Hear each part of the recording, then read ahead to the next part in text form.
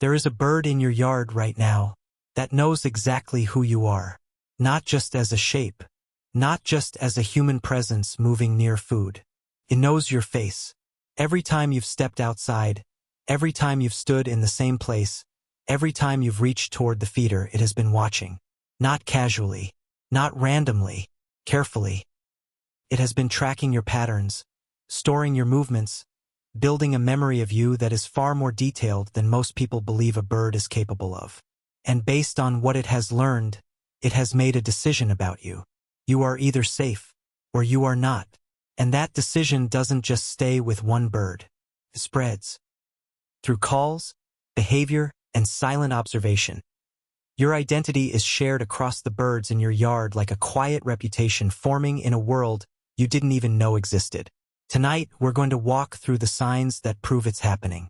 Because once you see them, you'll realize something unsettling. You're not just watching birds. They've been watching you. They know when you're coming. It usually begins before you even notice it. You haven't opened the door yet. You haven't stepped outside. You haven't made a sound. And still, they're already there. A small shape on the branch closest to where you always stand. A flicker of movement near the feeder. A bird positioned in exactly the place you tend to appear. Most people assume it's coincidence. It isn't. Birds don't just react to your presence, they learn it. Over time, through repeated exposure, they begin to build a pattern of you. The time you usually come outside. The rhythm of your movements. The small, consistent behaviors you repeat without thinking. To you, it's routine. To them, it's information. Take the black-capped chickadee. It may seem restless, constantly moving, never staying still long enough to think. But that movement hides something deeper, constant observation. Every visit you make to your yard becomes part of a growing memory. The same is true for a northern cardinal. Calm, deliberate, often watching from a distance before approaching. It isn't just waiting for food. It's watching for you. And after enough repetition, something shifts. They stop waiting for the moment you act. They start anticipating it. This is what scientists call anticipatory behavior, the ability to predict an event before it happens based on past patterns. In controlled studies, birds have been observed adjusting their position minutes before a known human appears. Not because they hear them, not because they see them, because they expect them. That's why some days when you look outside, it feels like they've been waiting. Because in a way, they have. They've already placed themselves in the right position, already oriented toward the door, the feeder, the space you usually occupy. You haven't entered their world. You're part of it. And once that shift happens, once you move from being a random presence to a predictable one, you stop being background noise in their environment. You become a variable they track, something they prepare for, something that has meaning. And that's the first sign that the birds in your yard aren't just noticing you, they're learning you. They recognize you, not just a human. Now imagine someone else walks into your yard. A stranger, a delivery person, a friend who's never been there before. Watch what happens. The energy shifts almost instantly. Birds that were feeding a moment ago pull back. Some go quiet, others lift to higher branches. A few disappear completely. Nothing dramatic, just distance. Now compare that to when you step outside. If you've been consistent, moving the same way, appearing at similar times, not making sudden threats, most birds don't react the same way. They might pause, adjust their position, give you space, but they stay. That difference isn't about noise. It isn't about smell. It's recognition. Birds don't just see a human. They see specific humans. Studies on species like the American crow show they can remember individual human faces for years. Not clothing, not posture, the face itself. Researchers even found that when a person associated with danger returned wearing completely different clothes, the birds still reacted the same way. Because the identity didn't change. Now scale that idea down to your yard. Even smaller birds, like the black-capped chickadee or a northern cardinal, may not have the same level of complexity as crows, but they still build familiarity. They learn how close you usually get, whether you move suddenly, whether your presence leads to food, or risk.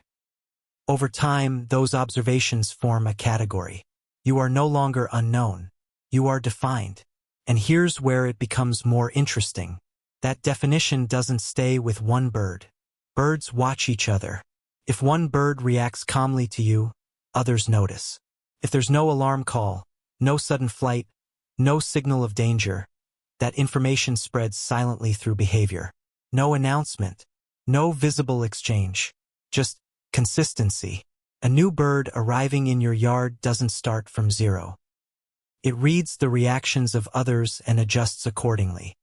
Which means your identity, your reputation, exists across multiple birds at once.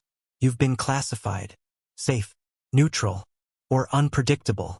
And once that classification settles, it becomes surprisingly stable. That's why, over time, birds may allow you closer than they allow anyone else. Not because they trust humans, because they recognize you. And that quiet distinction changes everything about how they behave when you step outside. They watch you constantly. There's a moment most people overlook. It's small, quiet, easy to dismiss. A bird stops what it's doing and looks directly at you. Not a random glance, not a quick scan of the yard, a deliberate turn of the head, one eye aligned, focused entirely on your face. That movement matters, because for a bird, attention is expensive. They live in a world where every second counts. Predators can appear without warning. Danger can come from above, behind, anywhere. So they don't pause without reason. They don't fix their gaze on a single subject unless that subject is important. And in that moment, that subject is you. Birds don't see the world the way you do. With eyes placed on the sides of their heads, they rely on shifting angles of vision. To truly examine something, they have to turn their head and bring one eye forward, what researchers call a focused monocular view. It's intentional, it's controlled. And when it happens repeatedly, it's not curiosity anymore. It's recognition in action. You'll start to notice it more if you pay attention. A black-capped chickadee at the feeder pauses mid-peck, turns, studies you for a second or two, then continues eating. A northern cardinal on a branch adjusts its position slightly, not to flee, but to maintain a clear line of sight. They're not just aware that something is there. They're aware that you are there. And that awareness doesn't switch off when you move. It follows you.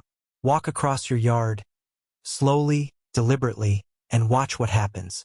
A bird that was facing away will rotate to keep you in view. Another might hop to a different branch, not farther, just better positioned.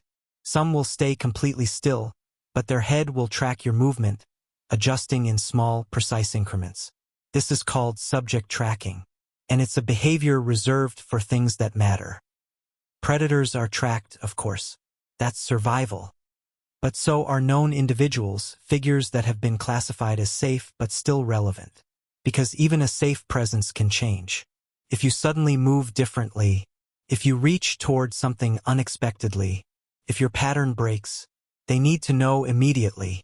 So they monitor, quietly, continuously, not with panic, but with controlled attention. What's fascinating is how subtle it all is. They don't make a scene. They don't always fly away. In fact, the more familiar you become, the less dramatic their reactions are. Instead of distance, you get observation. Instead of alarm, you get awareness. And over time, something shifts in how that observation feels.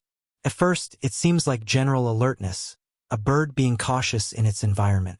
But then it becomes specific, targeted. You begin to notice that the bird isn't just watching movement.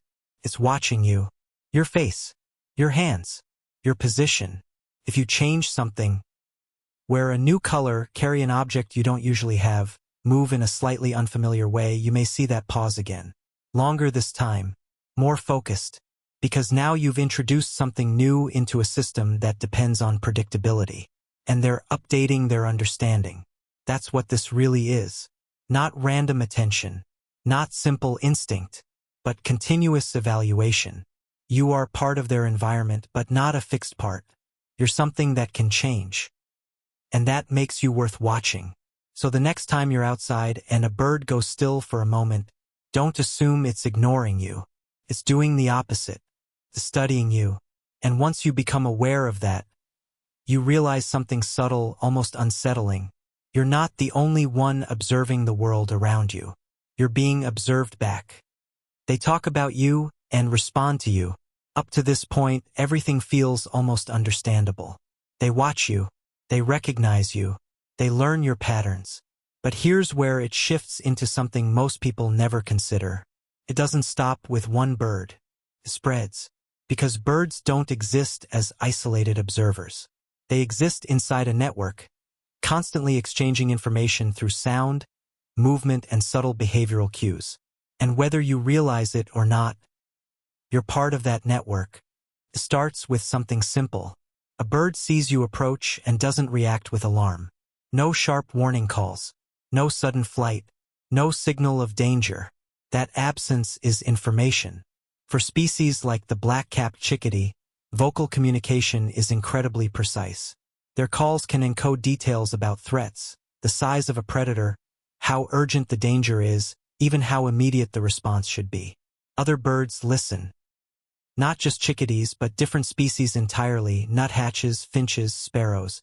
They eavesdrop, interpret, and adjust their behavior accordingly. So when one bird decides you are not a threat, it doesn't have to announce it. It simply doesn't warn. And that silence travels. A new bird arriving in your yard reads that silence.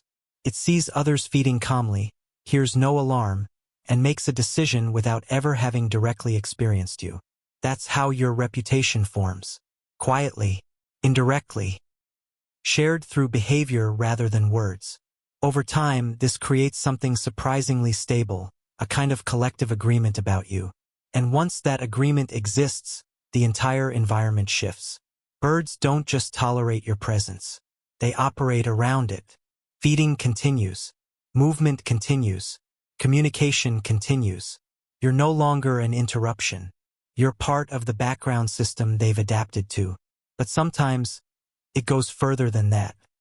In certain species, especially highly intelligent ones like crows and jays, there are rare, documented cases of something that feels almost like response. Not reaction. Response. Objects left behind. Small items placed near feeders. Piece of bark.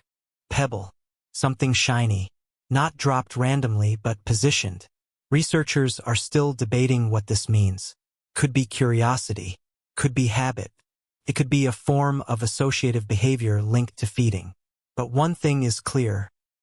It's intentional. It's directed. And it happens more often with specific humans, those who consistently interact with the same birds over time. Then there's something even more subtle and easier to miss. The sound of your yard changes. In a place where a human is unfamiliar or unpredictable, the air is sharper, filled with alarm calls, quick signals, short bursts of warning. But in a place where a human is known, those sounds soften. The urgency fades. You hear quieter calls. Low, conversational notes that birds use when everything is stable. When there's no immediate threat. When the environment is understood. That shift, from tension to calm, is one of the clearest indicators of how you've been categorized. It's not something you see. It's something you hear.